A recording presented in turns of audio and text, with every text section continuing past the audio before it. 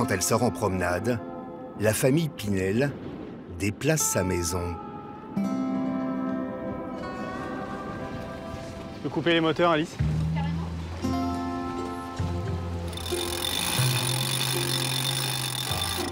Eric, Alice et leurs 2 filles, Colline et Eden, habitent sur un bateau depuis 5 ans, à 20 000 km de Paris, en Polynésie.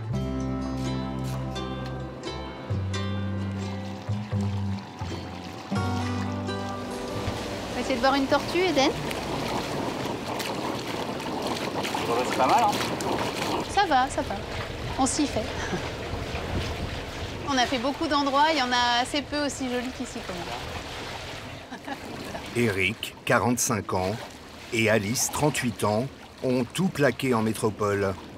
Le fracas des villes, l'enfermement en appartement, pour une vie au fil de l'eau.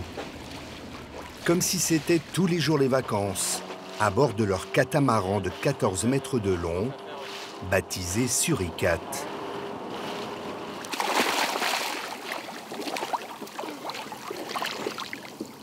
Et Alice, vous croyez que vous arriverez à revenir à une vie normale après ou pas alors? Qu'est-ce que tu appelles une vie normale? Il y a sûrement un moment où on voudra faire autre chose, mais pour le moment, c'est pas le cas. En attendant, petite séance de snorkeling. Au milieu des patates de corail, un jardin d'Éden de 2 mètres de profondeur. L'eau est à 29 degrés toute l'année.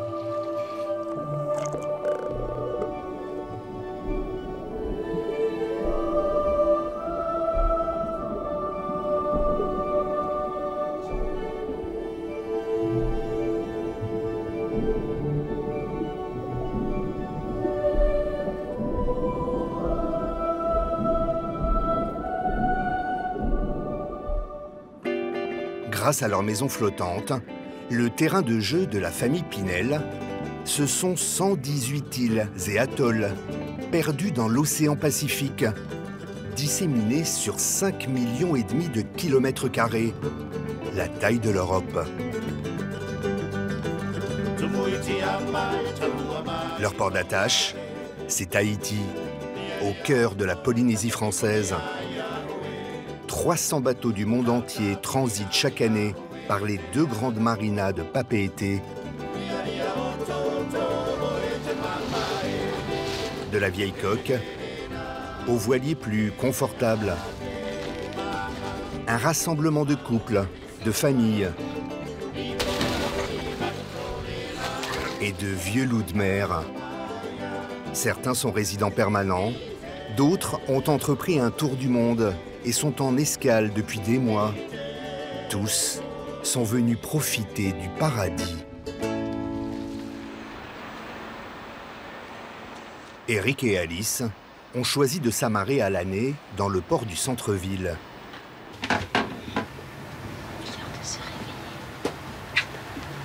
Coucou. Bien dormi, les girls? Elles dorment ensemble depuis le début. Il n'y a pas moyen de les séparer. Alors on a 4 cabines, mais elles dorment toutes les 2. Ça va. Eden a 7 ans, Colline 10 ans. Les 2 filles sont nées à Papeete, la ville d'adoption de leurs parents depuis 2006. Alice travaillait dans la finance à Madrid, avant de rejoindre Eric, déjà installé à Tahiti comme photographe, spécialiste des fonds marins. Pendant 6 ans, ils vivent à terre, avant d'acheter leur catamaran d'occasion, 250 000 € et d'entamer avec les filles un tour du monde en 2012. Un périple de 15 000 km avec des escales dans chaque pays visité, Cuba, Guatemala, îles Galapagos, les Marquises. En mars 2015, retour à Tahiti. C'est Alice qui fait bouillir la marmite. La jeune femme travaille en ville. Directrice financière d'un grand groupe hôtelier tahitien, elle touche un gros salaire de cadre supérieur. Allez, Veuillez crapaud, amusez-vous bien. À 7 h du matin, Quand ces femmes quittent le navire pour l'école et le bureau, le capitaine se change en chef mécano. Eric a abandonné son métier de photographe pour se consacrer à temps plein à l'entretien du bateau et dire qu'il n'était pas du tout bricoleur. Quand on est au milieu de nulle part, au milieu de la mer, qu'on a un problème, si on n'est pas capable de se débrouiller tout seul, d'identifier la panne et de régler son problème, on peut vite se trouver très très mal. Donc il faut s'y mettre. Pour aménager les 40 mètres carrés habitables, Eric a élargi les lits, fabriqué un bureau pour ses filles et trouvé un système ingénieux pour cacher la télé et gagner de l'espace. Et voilà, pas plus de télé. Il a aussi installé 3 panneaux solaires pour faire tourner leur congélateur et leur machine à laver, pas si fréquent d'en trouver sur un bateau. Et pour cause. La machine, elle fait 53 ou 55 cm et j'ai que 43 cm dans toutes mes portes. Donc il a fallu démonter complètement la machine et la remonter à l'intérieur. Pour tout ce confort et pour la maintenance de leur bateau maison, Eric dépense 10 000 € par an. À cela, il faut ajouter 750 € par mois, le prix de leur emplacement dans cette marina, surveillée 24 heures sur 24. Un pied sur l'eau, un pied sur terre. Quand elles étaient en mer, Colline et Eden ont suivi pendant 2 ans les cours par correspondance du CNED, avec papa-maman. Depuis, les parents ont préféré les scolariser à Papeete, histoire de ne pas trop les couper du monde.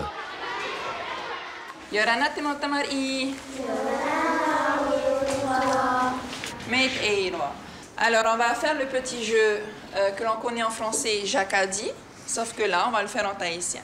Waprou o teva. La petite. Waprou o teva. Waprou o teva afa aro o. Eden? Afa aro o. Eden est en CE1 et apprend le tahitien, 2 heures par semaine obligatoire.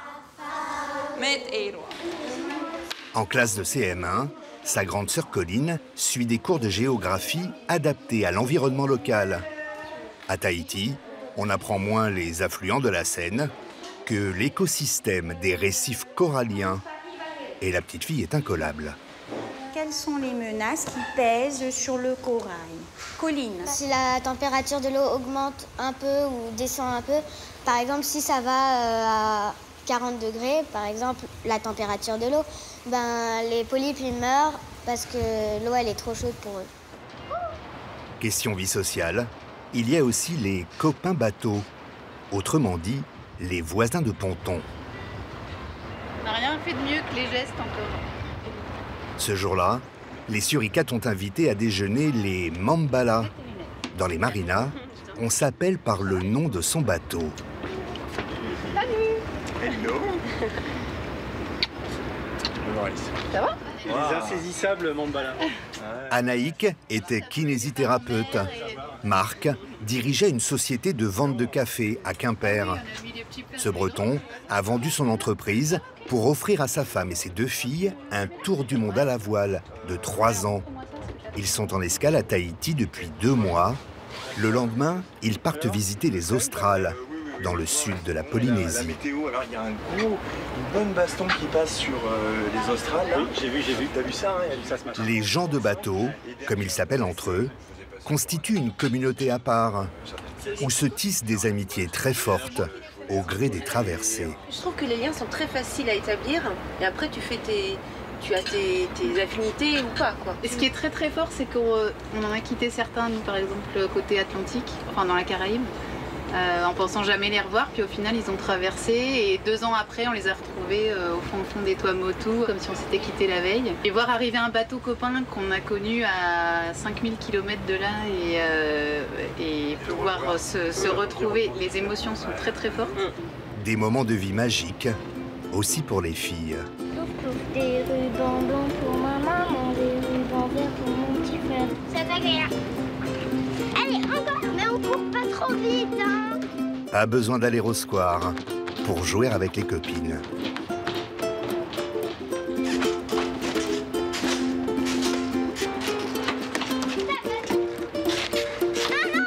Une vie tellement agréable que pour beaucoup, un retour sur Terre semble impossible. Dans la marina de Taïna, la plus grande de Tahiti, avec ses 580 places à quai et ses 200 bouées au mouillage, l'un des plus anciens résidents s'appelle Guy Cordier. Il a 59 ans. Garagiste à Grenoble, il a largué les amarres en 1998 à Palavas-les-Flots. Ces grosses annexes, là. Pour entamer un tour du monde. Cela fait 10 ans qu'il vit à Tahiti sur son voilier. Pas trop d'embouteillage le matin? Si, au ponton des annexes, si. Regarde, je suis obligé de pousser les annexes pour... Mais c'est sûr qu'il y en a sûrement moins que sur le périphérique parisien. Hein. Pour gagner sa vie, Guy répare les bateaux des autres. Hello. Comment ça va, Guy? Ce jour-là, rendez-vous avec Richard, un Anglais en escale technique. Un marin amateur à mi-parcours de son tour du monde. Il tourne. Son réfrigérateur est en panne. Qu'est-ce que tu essaies de faire? Because I have a noise. A noise? Yeah. The noise is not good. Start the fridge. Ouais, je démarre. L'ancien garagiste comprend tout de suite que le problème vient du compresseur. Ah, c'est bon, ça vient. Un bateau, c'est hyper complexe. Hein. C'est les problèmes de la maison, du camping-car, de la voiture et tout ça qui mène dans l'eau de mer. Quoi. Donc, c'est assez intéressant. Intéressant. Bah, moi, ça me plaît. Hein. Par rapport au garage, ou si tu veux, c'est classique. Guy est souvent payé de la main à la main. $40 de l'heure en général. Now we are so much gas. Yes. I'm pass in the afternoon for look if it's good.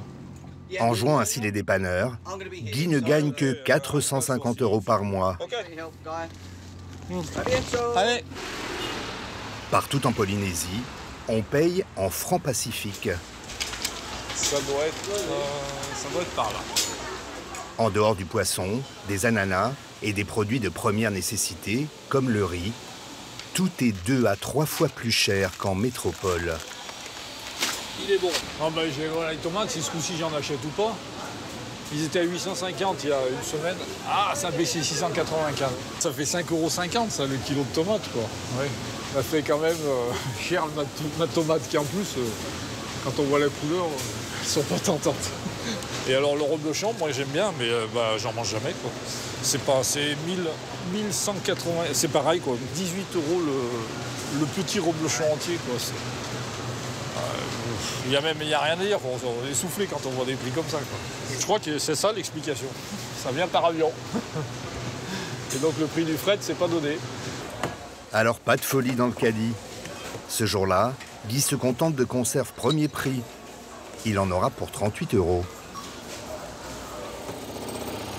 Contrairement à la famille Suricate, Guy n'a pas les moyens de louer un emplacement à quai. Il a jeté l'ancre à 300 mètres du rivage et ne paye rien à la marina. Son bateau est un vieux voilier de 14 mètres de long, avec lequel il a déjà traversé 3 océans, comme son nom l'indique. C'est sur un coup de tête que Guy, fatigué par son travail de garagiste, a décidé de faire le tour du monde avec sa femme et ses 2 filles. Il avait juste appris la voile sur des lacs près de Grenoble. Un jour, j'ai acheté un bateau et puis en achetant le bateau, j'ai sorti du port, j'ai dit c'est bon, je m'en vais. Ça s'est fait en 2 mois. C'est comme ça. Mais il n'y avait aucun plan. Hein. D'ailleurs, je suis parti en Méditerranée, mer Rouge, j'ai tout fait à l'envers. Je n'avais pas compris comment ça marchait le courant et le vent. Il fallait mieux partir aux Antilles, c'était bien plus facile. Mais je ne regrette pas, j'ai vécu des beaux trucs. La mer, les océans, tout le bonheur de Guy. Mais aussi son pire cauchemar.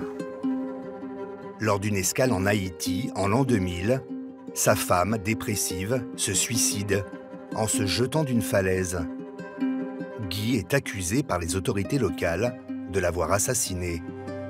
Nous l'avions rencontré lors de son procès à Port-au-Prince, en janvier 2001. Il venait de passer 7 mois dans un cachot haïtien, très éprouvé dans l'attente du verdict. Ma vie en dépend.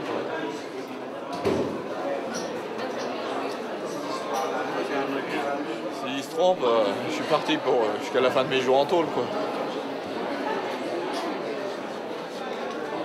Est-il coupable comme auteur d'un crime donné la mort volontairement à son épouse? Réponse: non.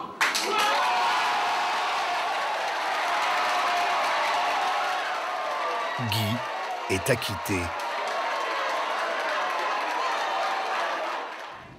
18 mois plus tard, il reprend le large. Le bateau devient sa bouée de sauvetage. C'est la thérapie pour se sortir de toutes ces merdes dans lesquelles j'avais été, quoi.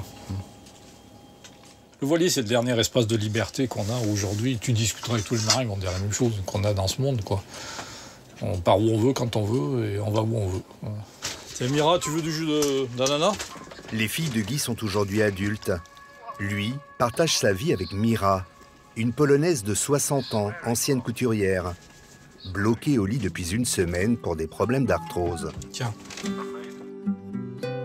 Ils ont fait connaissance via un site de rencontre pour navigateurs.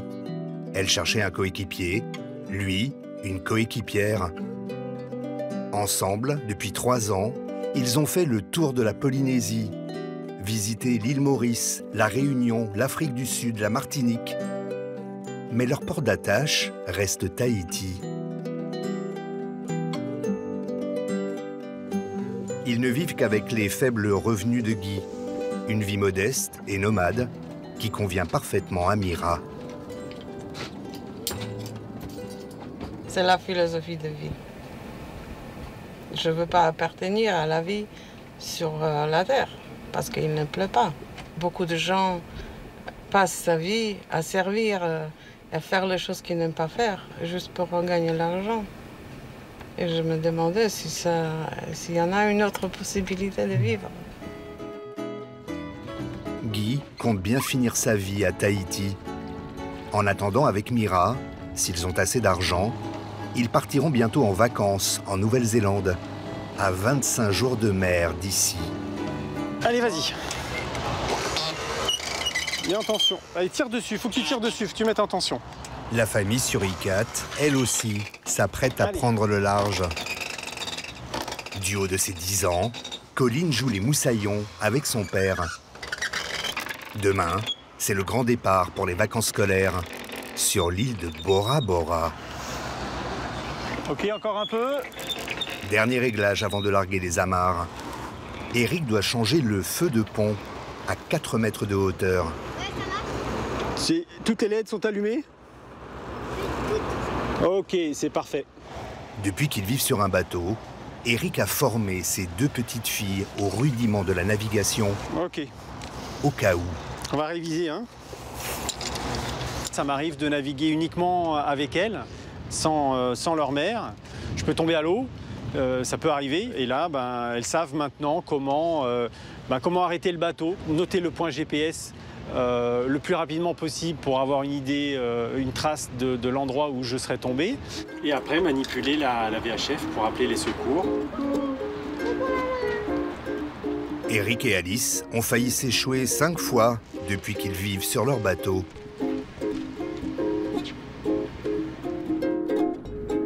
« 20 heures de voile plus tard, la petite famille rejoint la perle du Pacifique, Bora Bora et son célèbre lagon. Les Pinel vont y passer 15 jours. Leur passe-temps favori, chercher des raies manta. Ah. Quoi? C'est ce que je me suis demandé. Ouais, c'en est une, ça. C'est une manta? Ouais. Yes. Oui. Là. Ah ouais. On va voir, Eden, descends. Elle est là. Waouh. Elle est là. Tu la regardes, Eden? Le temps pour Colline et son papa de s'équiper. Et les voilà partis rejoindre la créature pour un ballet aquatique quasi hypnotique.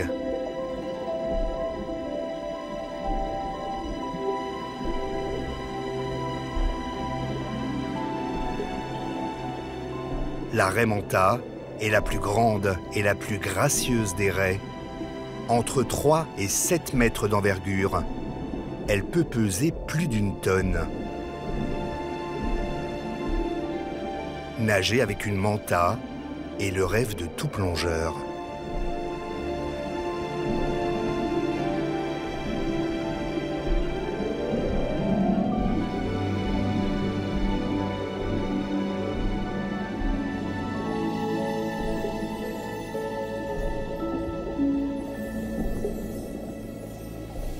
Du poulet, ça vous va les filles? Cette vie de rêve sur leur bateau, Allez, le poulet. Eric et Alice comptent la prolonger le plus longtemps possible. Pas question pour l'instant d'imaginer un retour sur la terre ferme. Je pense que la seule chose qui va nous obliger à revenir, c'est un peu comme tous les gens de bateau. La seule contrainte, c'est les enfants qui arrivent à l'adolescence et qui ont envie de socialiser et qui nous le font ressentir. Pour le moment, ça va? Vous êtes avec vos parents? Le rituel familial, terminer la journée sur un motu, un de ces îlots de sable qui entourent Bora Bora. Eric, Alice, Colline et Eden comptent encore rester 1 an en Polynésie avant de reprendre la mer et leur tour du monde en bateau.